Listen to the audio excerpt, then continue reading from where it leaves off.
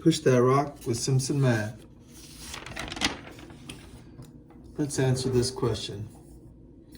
What is the slope of this curve at x equals -5? Well, the object that gives us the slope of the curve is the derivative. So if we want to know the slope at -5, we want the derivative at -5. And that's going to be equal to the limit as h goes to 0 of f evaluated at -5 plus h minus f evaluated at -5. These are the two y values, the difference in the y values, or the rise. And then we need the run. The run is h, because we're going from -5 on the x-axis to -5 plus h on the x-axis. So obviously we went over h units. Now we're going to simplify this and find the derivative at -5, and that would be the slope. So the first step is to interpret the function notation. This right here means put in -5 plus h for these inputs. So I'm going to do that. So I put in -5 plus h over -5 plus h for the x's, but the top x is being added 4 and the bottom x is having 2 added to it. Then I go minus this function, and this function is that function with -5 put in. So I have -5 up top and -5 below, but up top 4 is being added to it, and down below a 2 is being added to it, and then the whole thing is being divided by h. Now we'll simplify as much as we can. So the numerator has an h, a -5, a 4. Right here we can add the common terms and have h minus 1. Down below we have h minus 3. And then it's minus -5 plus 4 is a -1, but it's over a -3. And then all of this is being divided by h. Now, this double negative is a positive, so we're just subtracting off a third there.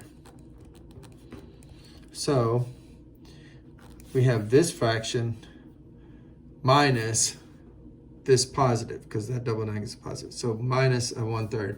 Well, to do that, we're going to need a common denominator. To add those fractions up, we'll need a common denominator.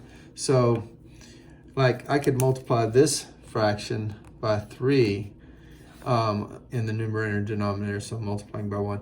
And that will give the denominator over here 3 times h minus 3. And if I multiply this one by h minus 3, it will have the same denominator 3 times. But if I multiply the denominator, I must multiply the numerator, so that I'm multiplying by 1. And we're going to take this pair of fractions, or remember it's being divided by h. So now what that allows us to do is they have the same denominator, so we can put them together as a single fraction. And we will do that on this step here. So the numerator up here is 3h minus 3. And I better open a parenthesis because I have a binomial here, but the numerator here is just 1 times h minus 3, which is h minus 3. And it's all over the common denominator of 3 times h minus 3. And don't forget it's being divided by h. So, on my next step, I'll distribute the negative. But we better go to another sheet of paper. So we have the limit as h goes to 0 of 3h minus 3.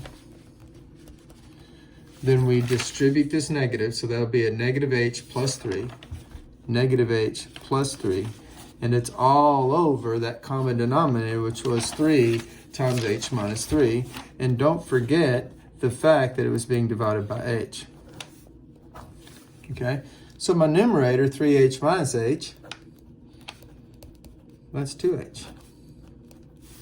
But these go away, and then I have this 3 times h minus 3, and don't forget we're being divided by h, but that means we're multiplying by the reciprocal of h, which means that goes away. See, we were really wanting that h to go away, because from the very get-go, if I could put in 0, that would be a problem. I'd be dividing by 0, which means this function was undefined. And we know just because the function's undefined doesn't mean the limit doesn't exist. So that's why we've been doing all this work.